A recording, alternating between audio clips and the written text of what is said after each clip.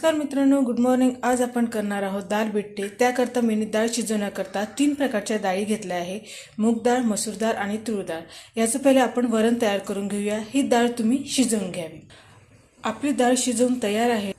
फोडणी करता तेल गरम करून घेऊया। त्यामध्ये मोहरी, जिरे,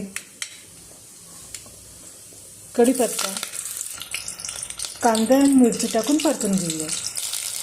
आता कांदा परतून झाल्यावर यामध्ये टोमॅटो ॲड करावे। आता यामध्ये लाल तिखट, धनेपूड, गरम मसाला, हळद,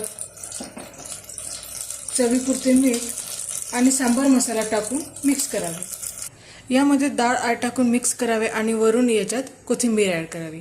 झाली आपली खुसखुशीत डाळ तयार।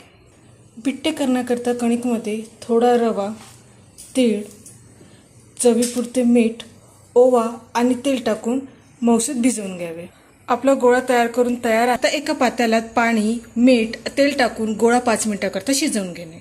शिजवलेल्या गोळ्याचे असे बारीक काप करून घेणे। आता तेल गरम करायला ठेवले आहे, त्याच्यामध्ये बिट्टे हे मौसूर मध्यम आचेवर तळून घेणे।